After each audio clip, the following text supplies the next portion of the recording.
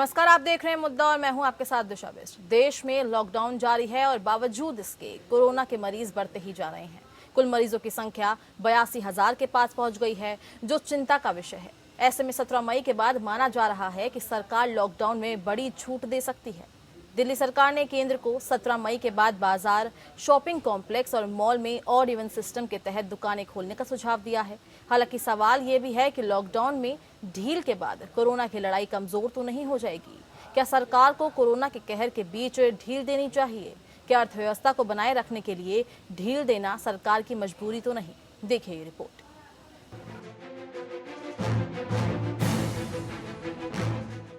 देश में कोरोना मरीजों का आंकड़ा 82,000 के करीब पहुंच गया है। पिछले 24 घंटे में करीब 4,000 नए मामले सामने आए हैं और 97 लोगों की मौत हुई है। महाराष्ट्र में कोरोना का कोहराम सबसे ज्यादा है। यहां मरीजों की संख्या 27,000 के पार पहुंच गई है। साथ ही गुजरात, तमिलनाडु और दिल्ली में भी कोरोना के मरीज तेजी से बढ़ते जा रहे हैं। इस बीच लॉकडाउन का तीसरा चरण 17 मई को समाप्त होने के बाद माना जा रहा है कि सरकार कई छूट दे सकती है। प्रधानमंत्री मोदी ने कहा है कि 17 मई के बाद लॉकडाउन नए रंग रूप में जारी रहेगा, लेकिन इस बार लॉकडाउन कई मायनों में अलग होगा, नए नियमों वाला होगा। ऐसे में माना जा रहा है कि 17 मई के बाद लॉकडाउन में कई राहतें मिलने वाली है। जान के साथ अब जहान बचाना भी जरूरी हो गया है। देश की अर्थव्यवस्था को पटरी पर लाने की कोशिश शुरू हो गई है। पीएम ने 20 लाख करोड़ के आर्थिक पैकेज का ऐलान किया है। अब आर्थिक गतिविधियों में भी छूट दी जाएगी। पीएम मोदी ने कहा कि हम कोरोना से लड़ते हुए आगे बढ़ेंगे। सोमवार को प्रधानमंत्री ने वीडियो कॉन्फ्रेंसिंग के जरिए सभी राज्यों के मुख्यमंत्रियों से चर्चा की थी। इस दौरान मुख्यमंत्रियों ने कोरोना महामारी से लड़ने के लिए कई सुझाव दिए थे। इस बीच कई मुख्यमंत्रियों ने मांग की थी कि राज्यों को लॉकडाउन में ढील, आर्थिक गतिविधियों को शुरू करने और अलग अलग जोनों के बंटवारे संबंधी फैसले लेने का अधिकार देना चाहिए। हम जो कि छोटे उद्योग व्यापारी हैं, तो हम लोगों को परेशानी इस टाइम देखनी पड़ रही है। सरकार ने जो कि राहत दी है फैक्ट्री खोलने के, पर ऐसे फैक्ट्री खोलने का हमारे को कोई फ़ायदा नहीं है। जब तक डिस्ट्रीब्यूटर्स नहीं खुलेंगे तो डीलर्स नहीं खुलेंगे, और जब तक डीलर्स नहीं खुलेंगे तो फैक्ट्री के पास तक कोई ऑर्डर नहीं आएगा।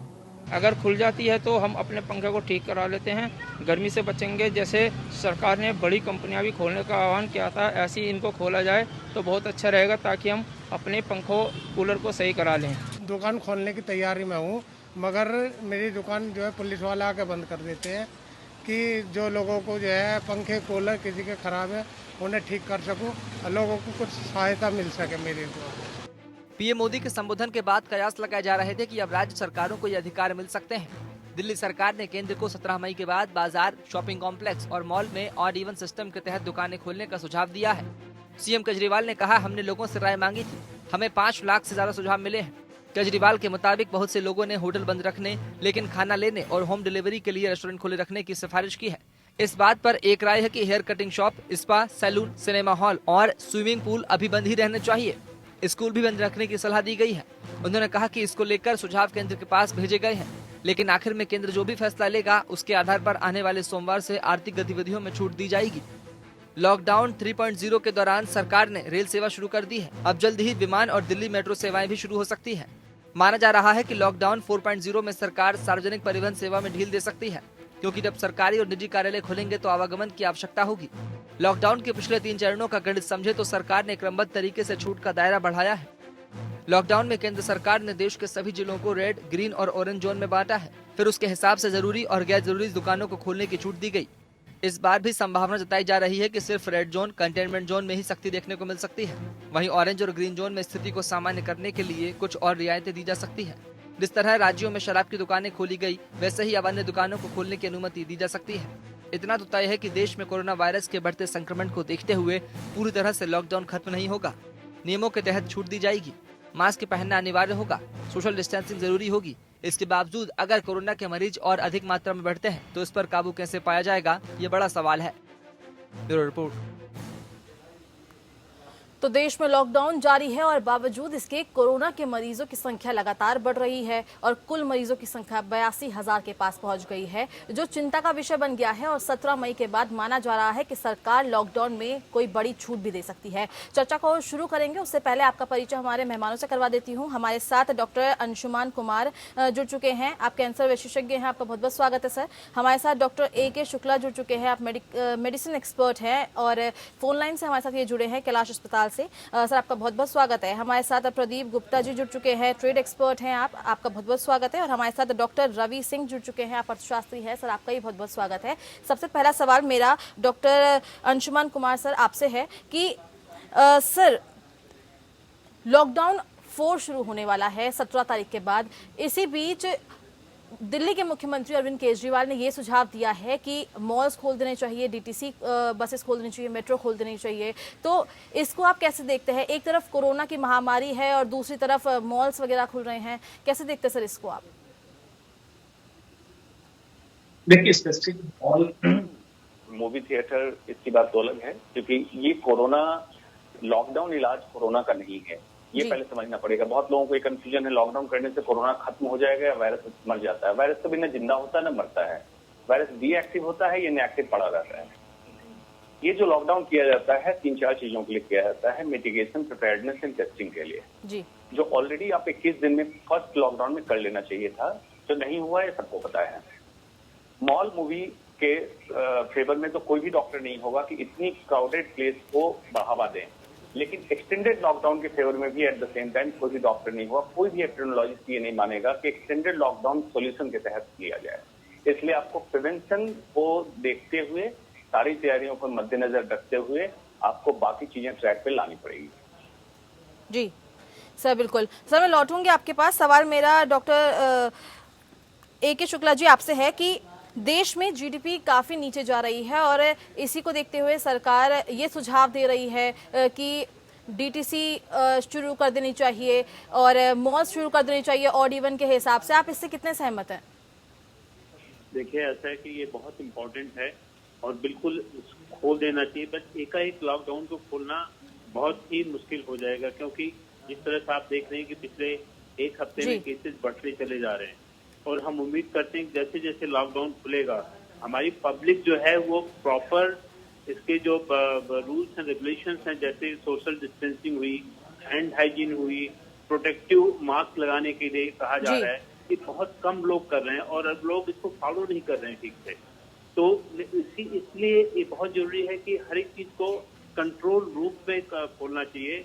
ऑड इवन खोलेंगे तो एटलीस्ट कुछ कंट्रोल हमारे पास अपने पास रहेगा और उम्मीद करते हैं कि इस तरह से करने से जो हमारा जो प्रोग्रेशन हो रहा है, मतलब डिजीज का जो स्प्रेड हो रहा है, वो कुछ हद तक हम इसको कंट्रोल कर पाएंगे।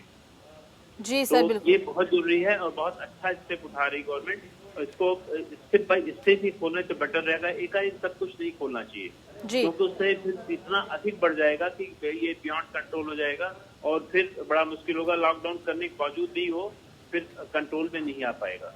जी सर, बिल्कुल। डॉक्टर रवि, आपसे भी मेरा यही सवाल है, क्योंकि जीडीपी निचले स्तर पर गिर रही है और अर्थव्यवस्था को पटरी पर लाने के लिए सरकार द्वारा लगातार प्रयास किए जा रहे हैं।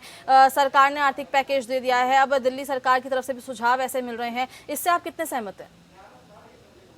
देखिए, धीरे धीरे कनेक्टिविटी तो आपको खोलनी पड़ेगी और खास तौर से जैसा अभी कुछ देर पहले आपने जो क्लिप चलाई थी, बहुत से लोगों को तो अब प्रॉब्लम हो रही, क्योंकि गर्मियों की वजह से किसी का एसी नहीं चल रहा, किसी का फैन नहीं चल रहा और ऐसी डेली मर्रा की बहुत सी चीजें हैं जिनमें की जरूरत है। तो कहीं ना कहीं से थोड़ी बहुत एक्टिविटी आपको स्टार्ट करनी पड़ेगी, लेकिन जैसा गवर्नमेंट ने पहले डिसाइड किया है कि उन्होंने या रेड जोन, ऑरेंज जोन और ग्रीन जोन किया है, तो पहले उन्हें एटलीस्ट ये परमिशन सिर्फ ग्रीन जोन के लिए अलाउ करनी चाहिए और उसका इम्पैक्ट 1 से 2 दिनों में ही आपको दिख जाता है कि कितने यहाँ पर केसेस बढ़े हैं या घटे हैं और उसके हिसाब से फिर आप आगे की एक्टिविटी करें। यानी कि सुविधा भी देखनी है लोगों की और साथ ही आपको एक स्ट्रैटेजी प्लानिंग भी करनी है जिससे आपकी एक्टिविटी हो सके। अब रही बात आप जो कर रही है इकोनॉमिक एक्टिविटी की, देखिए जो नुकसान अभी चल रहा है, अगर हर एक 21 दिन का देखा जाए तो 21 दिन में लगभग भारत की जो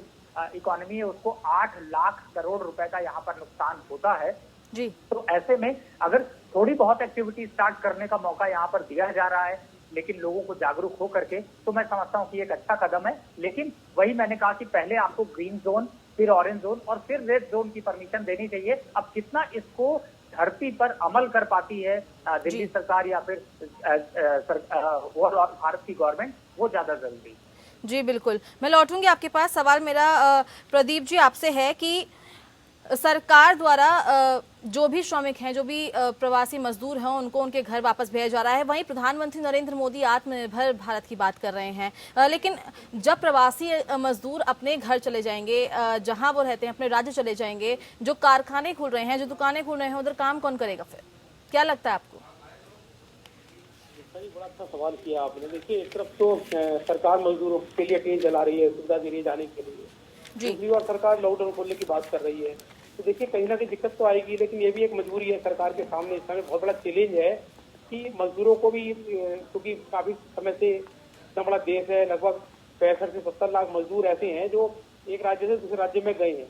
अच्छा, सरकार लाख कोशिश कर रही है, परंतु सरकार ये समझ रही है कि उनको ऐसे मौके पर कितना भी कर लो, उन्हें अपने कहीं ना कहीं लगता है कि इन पे कोई रोजगार नहीं है।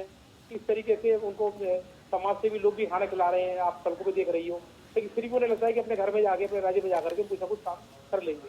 तो ऐसे मौके पे मुझे लगता है, देखिए, एक चैलेंज तो होगा, लेकिन जिस प्रकार से अभी कुछ आपने देखा होगा, अभी हमारे उत्तर प्रदेश के अंदर, छत्तीसगढ़ में और मध्य प्रदेश की सरकारों ने जो कुछ प्रावधान करे हैं औद्योगिक जगत के लिए लेबर लॉ के अंदर, इसलिए करे हैं, वो ये सोच के करे हैं कि काफी मजदूरों की संख्या कम रहेगी और ऐसे में काम, क्योंकि सारा काम एकदम नहीं खुल पाएगा। पहले तो आपको समझना पड़ेगा कि आज जो स्थिति है देश की, सारी इंडस्ट्री, सारे उद्योग, सारे कारखाने एकदम से नहीं खोल सकते, ना एकदम से पटरी पे आ सकते, ना ही सारी लेबर एकदम से लग पाएगी। तो कहीं ना कहीं कुछ प्रावधान भी सरकार ने करे हैं कि आप 8 घंटे की जगह उनसे 12 घंटे काम ले सकते हो। तो सरकार इस बारे में अपनी तरफ से पूरा इसको एक भूमिका की तरह बना करके कि भाई किस तरीके से हमें यहाँ पे ऐसे कानून का प्रावधान किया जा सके जो मजदूर यहाँ पर है, कि यहाँ पर जो बेरोजगारी बढ़ेगी तो कहीं ना कहीं समस्या होगी, लेकिन उसको दूर किया जाएगा। देखिए, सबसे पहले तो जो महामारी आई है आज, इसको देखते हुए हमारी जो सबसे बड़ी समस्या नजर आ रही है, सड़कों पे जो मजदूर जा रहे हैं, तो जगह जगह हादसे हो रहे हैं, तो दुर्घटनाएं हो रही हैं। तो मैं एक बात और कहना चाहूंगा कि हमें कहीं ना कहीं व्यवस्था का, मैं कहना चाहूंगा, व्यवस्था अगर शुरू से इस तरीके की होती जो केंद्र सरकार ने अब चलाई है, इतने लेट चलाई है, तो शायद हम इससे छुटकारा पा सकते थे। इन मजदूरों को सम्मानजनक पूर्वक हम इनको भेज सकते थे और एक सम्मान से आ सकते थे, जो हमारी कहीं ना कहीं कमी हमें नजर आती है इतने बड़े देश के अंदर, कि एक मजदूर ही राष्ट्र निर्माता है। जैसे सारा आज विपक्षी दलों को भी हमला करने का मौका मिल रहा है, विपक्षी दल की आवाज उठा रहे हैं, तो मेरा सरकार से अभी भी आग्रह है कि देखिए, ये बीमारी आज WHO भी कह रहा है कि इसके साथ हमें जीना पड़ेगा, इसके साथ हमें आदत बनानी पड़ेगी। तो मेरा मानना है कि हमें मजदूर हमारी धरोहर है हमारे देश की, क्योंकि आज हमारा देश विकासशील देश है। 70% हमारा जो काम है वो असंगठित क्षेत्र 65-70% के आसपास है। तो हमें इन लोगों से काम लेना है, इनको हमें, ये हमारी पूंजी है देश की, तो इनको इनका ध्यान रखना बहुत जरूरी है, देश के लिए, राष्ट्र के लिए, समाज के लिए और हमारे औद्योगिक घरानों के लिए। तो मुझे कहीं ये दुख होता है कि राज्य सरकार इतने मजदूरों को खाना नहीं खिला पा रही, जो मजदूर जा रहे हैं। कहीं ना कहीं राज्य सरकार का तालमेल का अभाव मुझे नजर आता है इस मौके पर, क्योंकि ये विपदा एकदम से अचानक आई है।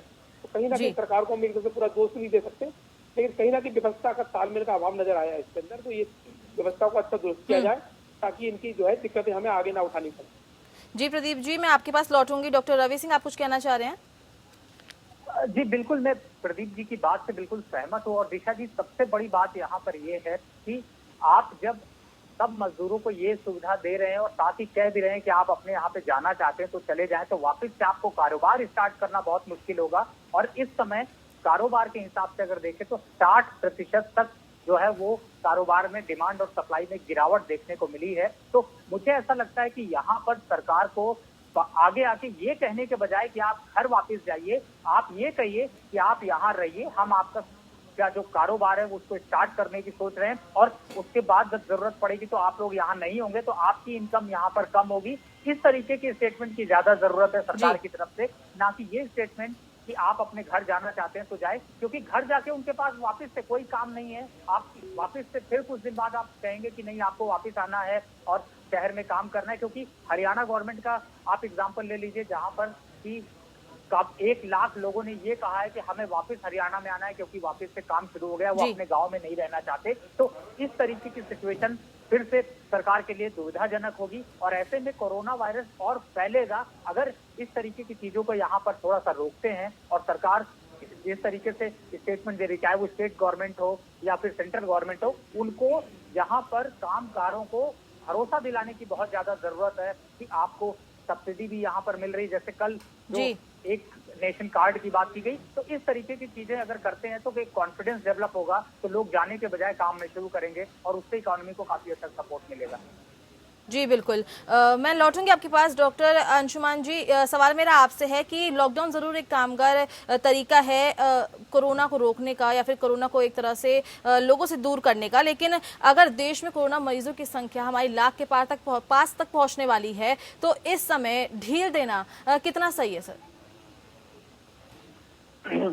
देखिए, लॉकडाउन को अभी भी लोग समझ नहीं पा रहे हैं हेल्थ केयर के नजरिए से। लॉकडाउन समझ रहे हैं कोरोना का इलाज। लॉकडाउन का पर्पस क्या हुआ? Mitigation of infectious disease. Mitigation का मतलब अल्पीकरण, जिसको आपने सुना होगा डबलिंग टाइम को बढ़ा देना।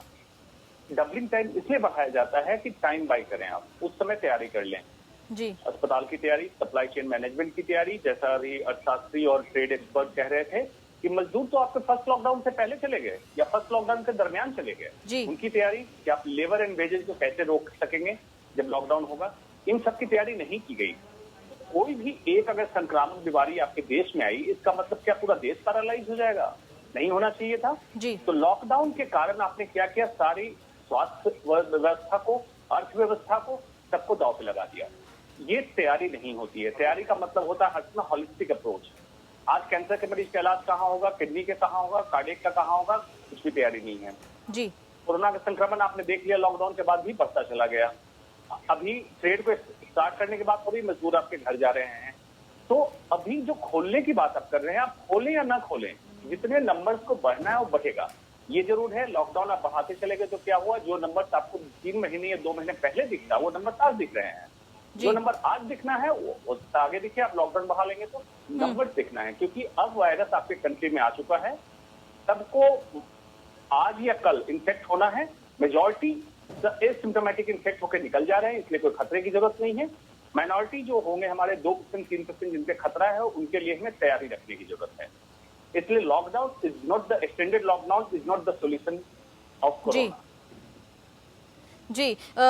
सवाल मेरा डॉक्टर ए के शुक्ला जी आपसे है कि लॉकडाउन 3.0 खत्म होने वाला है, लेकिन बीच में ही सरकार द्वारा छूट दे दी गई थी और कई राज्यों से ऐसी खबरें आ रही थी कि लोग सोशल डिस्टेंसिंग का उल्लंघन कर रहे हैं। और अब अगर एकदम से मान लीजिए कि अगर दिल्ली सरकार की जो सुझाव है वो केंद्र सरकार द्वारा मान लिया जाता है और डीटीसी और बसेस वगैरह खोल दिया जाता है, तो लोगों की जो मानसिकता है उसके बाद सोशल डिस्टेंसिंग का उल्लंघन नहीं होगा क्या, और कोरोना के केसेस और ज्यादा नहीं बढ़ेंगे?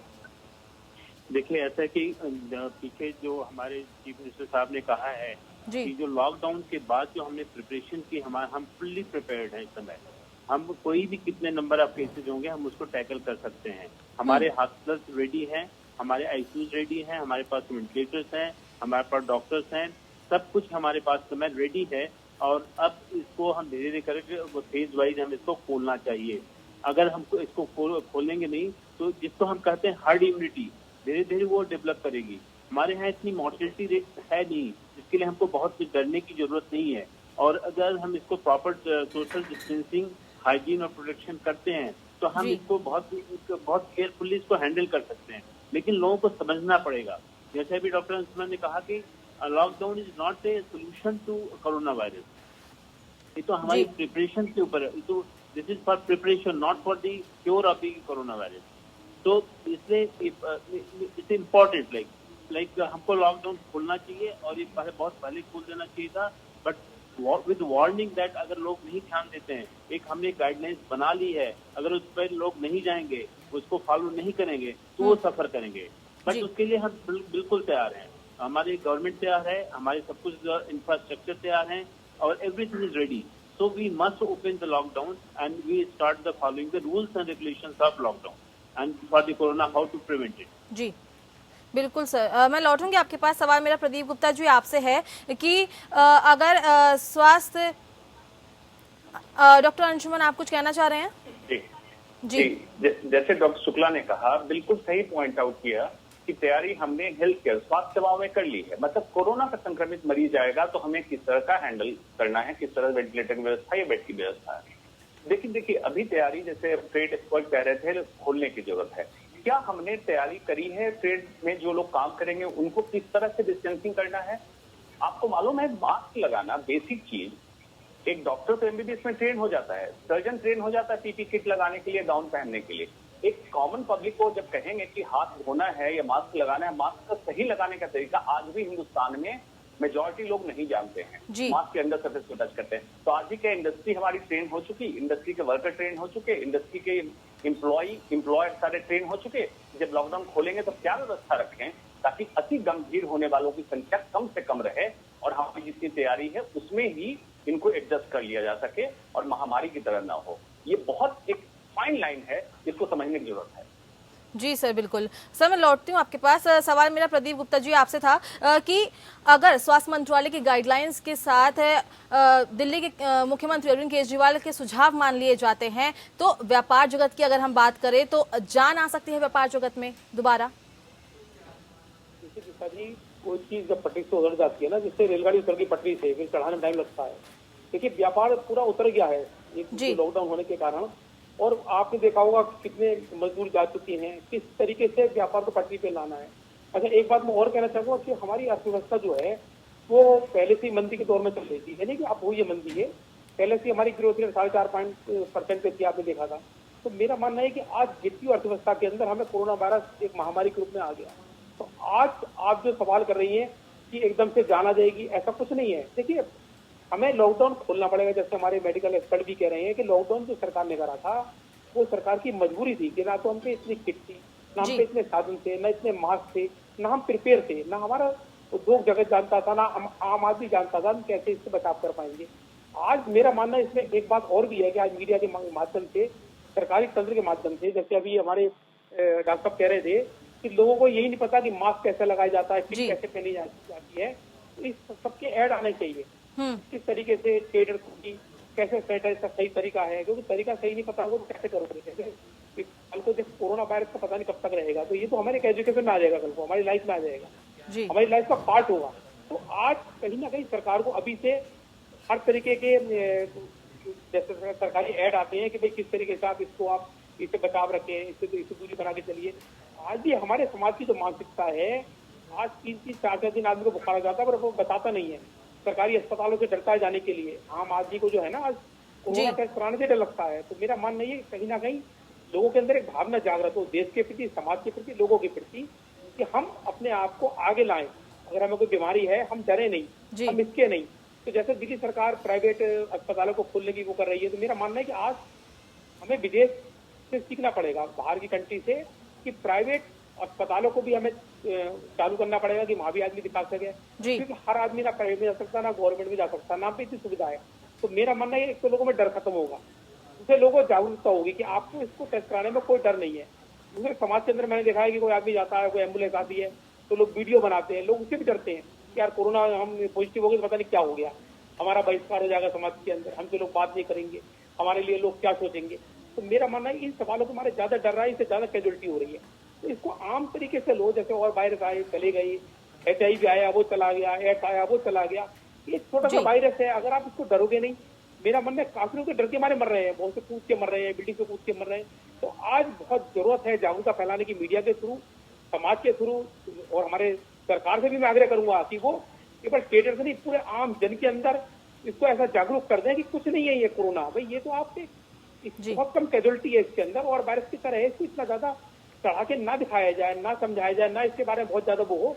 आदमी लाइफ जीने की सोचे, लाइफ में जो होना होगा लाइफ को सोचे कि लाइफ को एंजॉय कैसे करना है, इसके साथ में रह करके सोशल डिस्टेंस रखे, ये चीजों की जानकारी, और नॉर्मल तरीके से लाइफ को चालू करना पड़ेगा। कोई इसका सोल्यूशन नहीं है। अगर आपने मजदूर भेज दिए तो आप देखिए व्यापार जगत में तेजी तो एकदम से नहीं आ पाएगी, साल भर के लिए व्यापार से खड़ी है। हम जानते हैं आज सरकार ने जो पैकेज भी घोषणा करी है, मैं 2 दिन से देख रहा हूँ टीवी के अंदर, उनसे सरकार पे बहुत ज्यादा पैसा नहीं है सरकार के पास में। सरकार की घोषणाएं सब कहीं पर ब्याज में छूट देना, कहीं पर क्रेडिट कार्ड में छूट देना, कहीं किसानों को क्रेडिट में छूट देना, कहीं पर MIG फ्लैट वालों को ऋण में छूट देना। तो वो कुछ घोषणाओं से कोई बहुत ज्यादा तेजी आने के आसार नहीं है। कोई बहुत पैसा नहीं आ रहा मार्केट में, फ्लो नहीं हो रहा, कोई बहुत पैसा सरकार के पास है भी नहीं, हम भी जानते हैं। लेकिन मेरा मानना ये है कि सरकार कोशिश कर रही है। हमें सबसे बड़ी बात जो मोदी जी की मुझे अच्छी लगी, आत्मनिर्भर होना है। आज देश के लिए चैलेंज है। भारत एक बड़ा देश है, 135 करोड़ की आबादी वाला देश है। आज हमारे देश का आदमी अगर ये सोच ले कि मैं अपने यहाँ की बनी हुई चीज लूंगा, अपने यहाँ का बना हुआ कपड़ा पहनूंगा, अपने यहाँ की बनाई हुई चीज खाऊंगा, तो मेरे ख्याल से हम देश को बहुत जल्दी आज बहुत सारी कंट्री ऐसी है जहाँ पर ये पॉसिबल नहीं है, जहाँ पर उनकी चीजें इतनी नहीं मिलती, जहाँ पर कपड़ा भी नहीं मिलता। हमारे देश की विशेषता है कि हम खाने पीने में, कपड़े में और रहन सहन में बहुत सारी चीजें हैं, मकान में, हर चीज की मैन्युफैक्चरिंग हमारे यहाँ पर है। तो मेरा मानना है कि हम आत्मनिर्भरता की ओर सोचें। ये एक आपके लिए मौका है, चैलेंज है। आप चीन की तरह, चीन के अंदर मैं गया हूँ, मैंने चीन का विजिट किया हुआ है। चीन के लोग वहाँ की चीजें लेते हैं, इंटरनेट भी उनका अपना अलग है, वो लोग किसी कंट्री की वो नहीं करते। तो ये विशेषता हमें लानी पड़ेगी अपने देश के लिए, तभी हम इसको विश्वगुरु बना, देश को, अपने देश को महान बना पाएंगे। और हमारे देश के जो सरकार है, जो कोशिश कर रही है, जो समाज की संस्था लगी हुई है, जो हम लोग लगे हुए हैं, हमें देश को आगे लाना है। तो उसके लिए मेरा मानना है कि हर भारतवासी इस चीज को लेकर चले। जी बिल्कुल, लॉकडाउन जारी है, उसके बावजूद भी कोरोना के केस लगातार बढ़ते जा रहे हैं। सभी पैनलिस्ट हमारे साथ मौजूद हैं। सबसे पहले रुक करूंगी मैं डॉक्टर रवि सिंह आपका। सर, बीच में शराब की दुकानों का आदेश, खोलने का आदेश मिल गया था सरकार के द्वारा, लेकिन उस समय भी ये देखा गया था कि लोगों ने कैसे लॉकडाउन में भी सोशल डिस्टेंसिंग की धज्जियां उड़ाई है। पर ये बात भी मानी जा सकती है कि शराब से ही सबसे ज्यादा राजस्व आता है।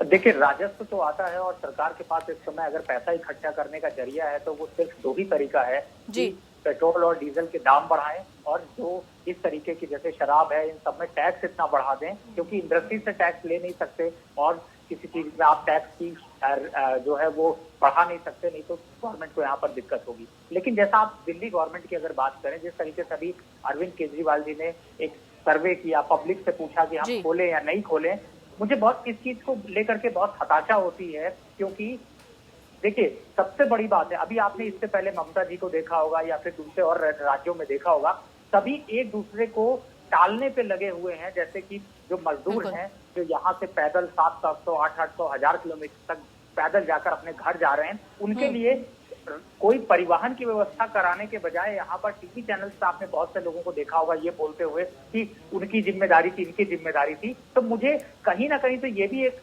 डर लग रहा है, एक एहसास हो रहा है कि कहीं ऐसा ना हो कि अरविंद केजरीवाल ये कहें बाद में कि हमें सजेशन आए थे, हमने सरकार को भेज दिए और हमने इस चीज को ओपन कर दिया, अब अगर नुकसान होता है तो ये पब्लिक की जिम्मेदारी, मेरी कोई जिम्मेदारी नहीं है। और ये भी एक हताशा होती है कि एक ऐसी गवर्नमेंट जो चला रहे हैं, जिनको ये पता नहीं है कि कोरोना के समय पे क्या एक्शन लेना चाहिए, क्या खोलना चाहिए, क्या नहीं खोलना चाहिए। ये पब्लिक से आप सजेशन ले रहे हैं, ठीक है, लेकिन आप बाद में ऐसा ना हो कि आप पब्लिक के ऊपर ही आरोप लगा दें कि आपने कहा था, हमने खोल दिया, तो अब हम जिम्मेदार नहीं है। तो इस तरीके की जिम्मेदारी से बचना नहीं चाहिए किसी भी राजनेता को, चाहे वो पार्टी में हो, अपोजिशन में हो या कहीं भी हो। इस समय कोरोना एक ऐसी बीमारी है जिससे चाहे वो अपोजिशन में हो, चाहे वो दूसरे धर्म का हो, दूसरी जात का हो, इसको लेकर के कोरोना नहीं सोचेगा। कोरोना सबको हो सकता है और लड़ना हम सबको मिलके है। तो मुझे लगता है कि सबसे पहले इस बात का जरूर ध्यान रखें। जैसे अभी कई पैनलिस्ट, जैसे डॉक्टर साहब ने भी बोला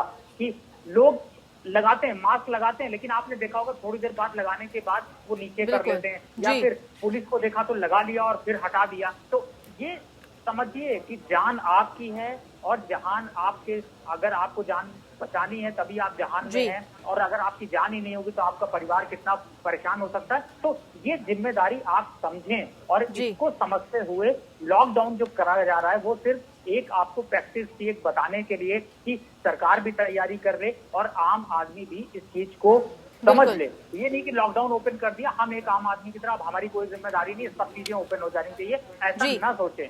फिलहाल सरकार यहाँ पर अगर आपकी मदद करने की कोशिश कर रही तो 4 कदम आपको भी आगे चल के मदद करनी है और इस चीज को फॉलो करना है। रही बात निशा जी यहाँ पर इकोनॉमी की, देखिए इकोनॉमी में नुकसान चल रहा है, धीरे धीरे एक्टिविटीज स्टार्ट होंगी। अभी फिलहाल अगर सेक्टर स्पेसिफिक की मैं एक बार यहाँ पर बात करूं तो आपने अभी जो एक सेक्टर देखा जाए तो सबसे ज्यादा labour industry, real estate, construction और इन सभी इंडस्ट्री, आईटी इंडस्ट्री है, मीडिया इंडस्ट्री है, क्योंकि कोई भी नौकरी पेशे वाले, ये सभी इंडस्ट्री जो हैं ये इम्पैक्ट हुई हैं। और जो सबसे कम इम्पैक्ट वाला क्षेत्र रहा है उसमें मेडिकल या फिर एजुकेशन और साथ ही जो फर्टिलाइजर्स है इनमें कम हुआ है, लेकिन बाकी सभी क्षेत्र इससे प्रभावित हैं। तो सरकार जिस तरीके से रोज पैकेज का ऐलान कर रही है, 4 बजे आप निर्मला सीतारमण जी को देखते हैं कि ऐलान करती हैं, तो उसकी डिटेलिंग अभी आदमी को समझना है। और जो कोरोना वायरस से की जो वॉर है उससे लड़ने के लिए हमें खुद एक मजबूत बनना है कि जिससे कि हम सपोर्ट भी दे सके, अपनी इनकम भी जारी रख सकें और साथ में काम भी ऐसे कर सकें। और इसलिए उसकी पहली प्रायोरिटी ये है कि आप अपने परिवार की तरफ मुड़ के देखिए कि आप उनको सुरक्षित देखना चाहते हैं तो खुद पहले उस नियम को फॉलो करिए। और इकोनॉमिक एक्टिविटी में ये बहुत ज्यादा जरूरी कि इस समय ऑटो इंडस्ट्री, IT, फार्मा, इन सभी सेक्टर में काफी हद तक दुविधाएं हैं, तो सरकार को कुछ ऐसे पैकेजेस बनाने पड़ेंगे। लोन मेले से काम नहीं चलेगा। जैसे अभी सरकार ने यहाँ पर लोन मेला खोला है, देखिए इस समय खाने की जरूरत है, खाने के लिए पैसे नहीं है, आप लोन देने की बात कर रहे हैं। इससे तो मुझे ये याद आता है, नीता जी मैं थोड़ा लंबा टाइम ले रहा हूँ जी, कि 100 साल पहले हम ये सुनते थे कि किसी गांव में आपदा आ जाती थी तो वहां का जमींदार अपने मुनीम के साथ जाता था और कहता था सबको यहाँ पर मदद दी जाएगी, और उसके बाद मुनीम उनकी प्रॉपर्टी को रख करके लोन देता था और लोन की फिर वसूली होती थी। तो सरकार को इस तरीके का कदम नहीं, इमीडिएट इम्पैक्ट की जरूरत है, चाहे वो रेडी पटरी वाला आदमी हो या फिर इंडस्ट्री हो, MSMEs हो। लोन बांटने से अगर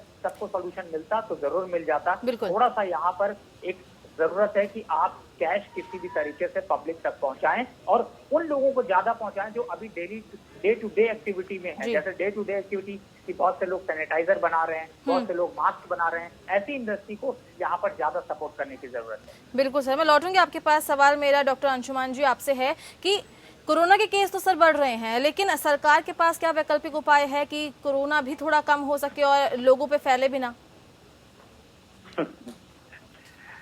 देखिए, संविधान हमारा कहता है health is a matter of state, राज्य का मुद्दा है स्वास्थ्य। लेकिन पैंडेमिक जैसी स्थिति में, जो एपिडेमिक महामारी जब होती है जी, तो एक पॉलिसी, एक नेशन एक पॉलिसी होनी चाहिए। जैसा अभी डॉक्टर रवि कह रहे थे कि हर राज्य पे छोड़ दिया गया, तो राज्य क्या डिसीजन लेगा? एक पॉलिसी स्ट्रेटजी जो एडवाइजरी जारी हो रही है सबको पालन करना चाहिए।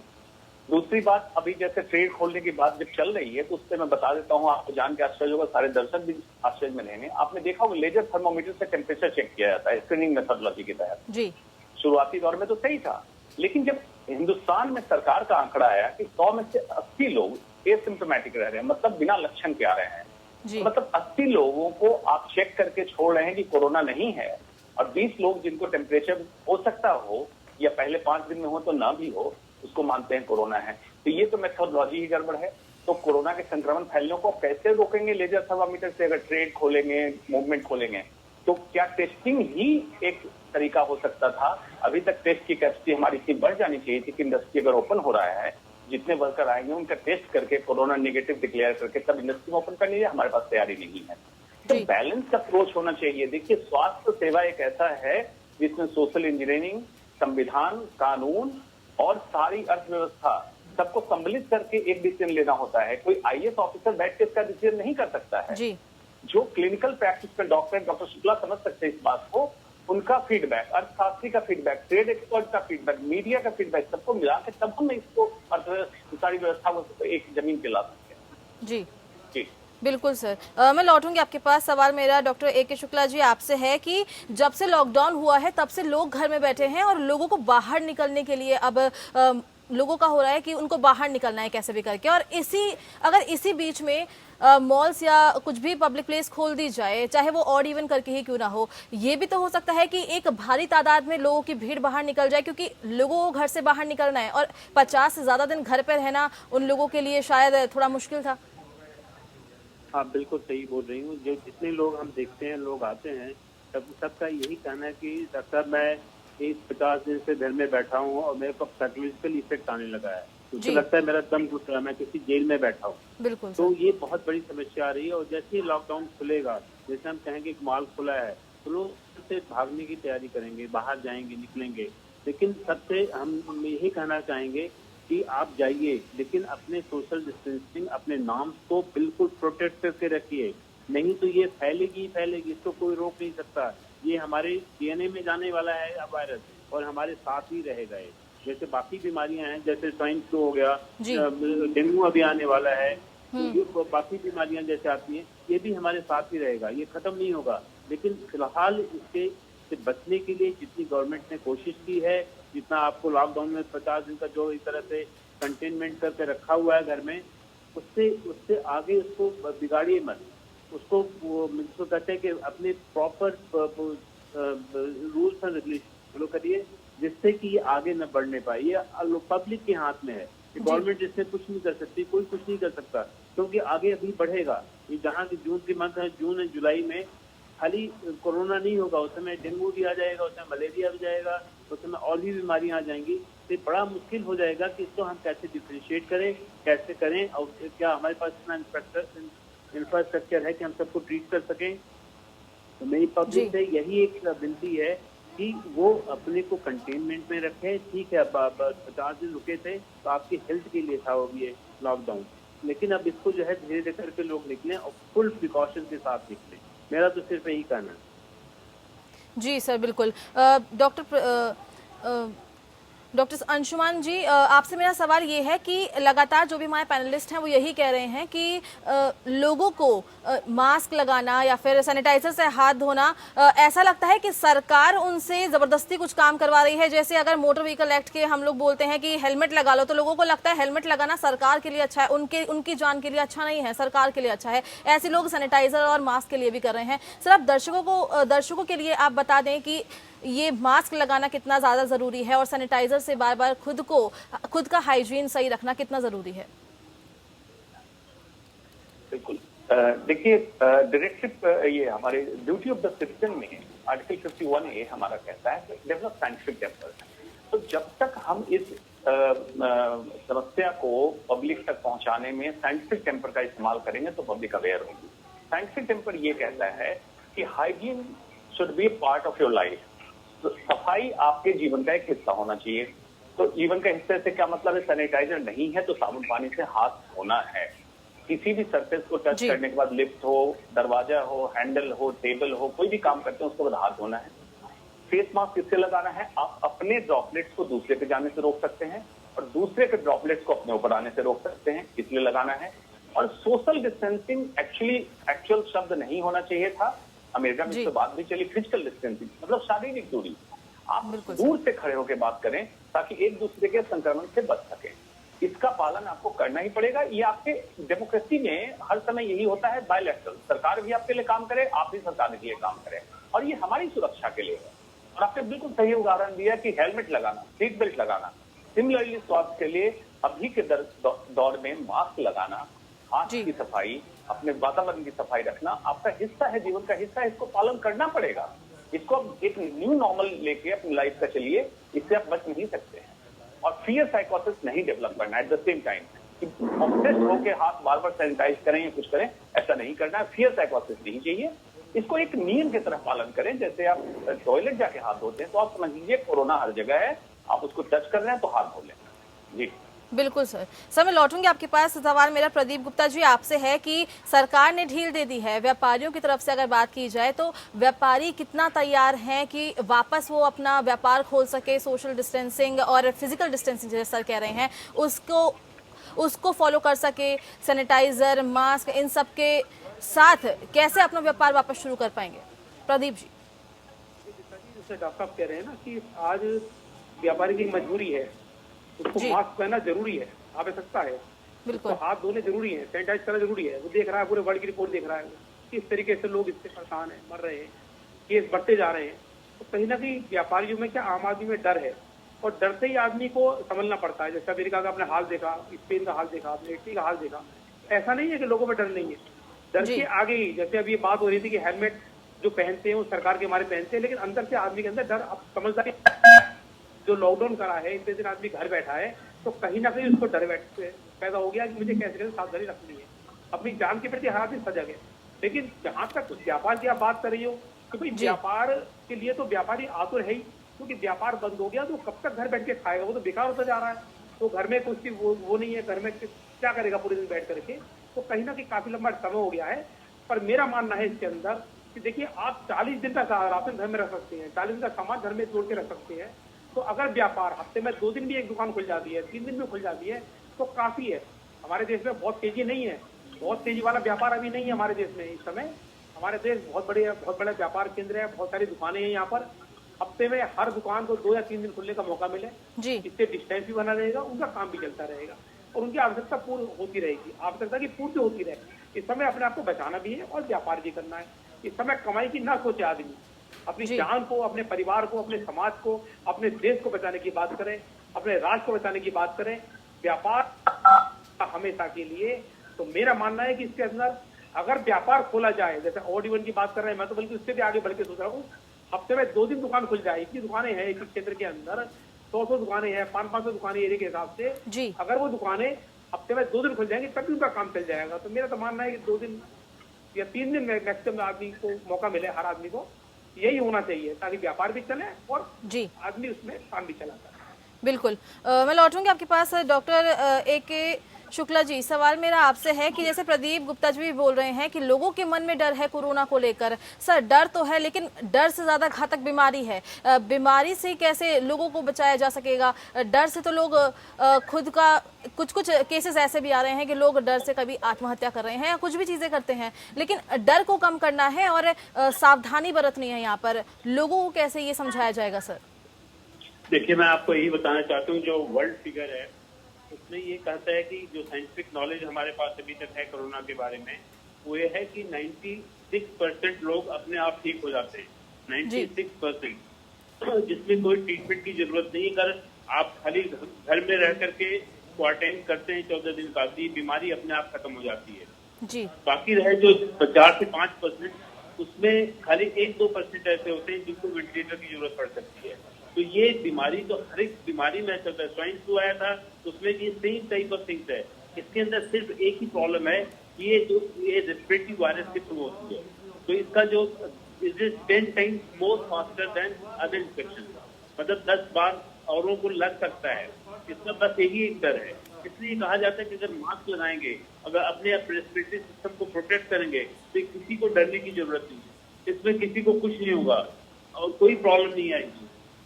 इसलिए डर खत्म करने का एक ही तरीका है इसको। इसमें मॉर्टिलिटी बहुत हाई नहीं है। जो हम देख रहे हैं फॉरेन का जो फिगर्स देख रहे हैं, वहाँ पे बहुत सारे और फैक्टर्स हैं। जैसे उसमें बहुत सारे ड्रग एडिक्ट्स हैं, उनकी age factor 85 and above age है। मल्टीपल मॉर्बिलिटीज हैं, जैसे डायबिटीज, हाइपरटेंशन, सीवियर, कैंसर, ये सब बीमारियां हैं। बहुत सारे उसमें और भी बीमारियां हैं। वैसे देखा जाए तो जो डेथ रेट है उनके यहाँ इसकी वजह से है, not for the normal public. अगर नॉर्मल पब्लिक बाकायदा अपने हैंड हाइजीन और प्रोटेक्शन और रेस्पिरेटरी सिस्टम को अपने ठीक रखे, तो किसी से डरने की जरूरत नहीं है। ये बहुत मतलब इसमें कोई बहुत अधिक रिस्क फैक्टर नहीं है। तो we should not be afraid of this, we should go. देखिए, हम लोग तो हॉस्पिटल में हैं, we are tackling all sort of cases, but you will find that majority hardly there is any death अगर हुई भी है तो किसी और कारण की वजह से हुई है, not only because of corona. बिल्कुल सर। सवाल मेरा डॉक्टर रवि सिंह जी आपसे है कि डूबती अर्थव्यवस्था है, सरकार ने लॉकडाउन में ढील भी देनी शुरू कर दी है और तैयारियां भी चल रही है। क्या लगता है सर कि अगर ढील दी गई तो वापस अर्थव्यवस्था पटरी पर आ पाएगी? देखिए, अर्थव्यवस्था की तो हालत ऐसी हो गई है कि अब अर्थव्यवस्था को वापस पटरी पे आने के लिए कम से कम 3 साल चाहिए, और वो भी आपको डेडिकेशन के साथ। क्योंकि अब जो अभी हालात पैदा हुए हैं उसमें कितनी भी हम कोशिश कर लें, लेकिन अर्थव्यवस्था को पटरी पे लाना एक बहुत बड़ा चैलेंज है। और आगे आने वाले समय में जैसे अभी लॉकडाउन खुलेगा, कोरोना वायरस जिस तरीके से हर एक दिन लगभग 3,500 से 4,000 लोगों को की रिपोर्ट आ रही है कि वो बढ़ जा रहे हैं, तो इससे भी धीरे धीरे ये नंबर जो है वो पैनिक की तरफ बढ़ेंगे और लोग इससे और डरना शुरू होंगे। तो इकोनॉमिक एक्टिविटी होना उतना आसान नहीं होगा। लेकिन ये जरूरी है कि अभी जो हालात हैं इसमें कुछ चीजों को जरूर ओपन करना चाहिए, क्योंकि अगर थोड़ी बहुत एक्टिविटी यहाँ पर स्टार्ट होगी तो लोगों का सर्वाइवल हो पाएगा। क्योंकि बहुत नहीं तो अदरवाइज सरकार को यहाँ पर सबको सब्सिडी देना मुश्किल है, पॉसिबल नहीं है। क्योंकि हमने अभी जो पीछे लॉकडाउन रहा इससे ये समझ लिया है कि ज्यादातर लोगों को खाने की सुविधा यहाँ पर जरूरी है, और खाना नहीं दे पा रही, इसी वजह से लोग जो है वो पलायन कर रहे हैं अपने गाँव को, अपने घरों को, अपने शहरों को। तो इस तरीके की जो सिचुएशन है वो आगे इकोनॉमिक एक्टिविटी को और स्लो करेगी, और जो हम ये उम्मीद कर रहे हैं कि वापस से पटरी पे आ जाएगी। जब लोग ही नहीं होंगे तो वापस से कारोबार स्टार्ट करना थोड़ा और मुश्किल होगा। तो ऐसे में काफी हद तक जो है वो मुश्किलें और बढ़ सकती हैं।